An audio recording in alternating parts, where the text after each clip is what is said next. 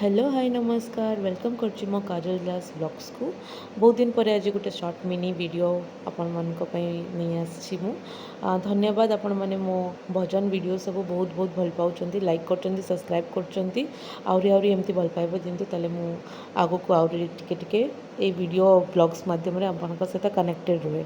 तो ये आम जाइलु दुर्गा पूजार शॉपिंग करने कोलकातार एस्प्लानेड मॉल। तो मो पुओ किछिटा सॉफ्ट टॉयज किनिला किछि लुगापटा आम देखिलु ड्रेस देखिलु तापर टिके इवनिंग स्नैक्स करने आम एमती मो पुओ कहला बर्गर खाइबो तो बर्गर फ्रेंच फ्राइज एमती टिके इवनिंग स्नैक्स करी आम इंडियन सिल्क हाउस एजेंसीज भी पलैलु।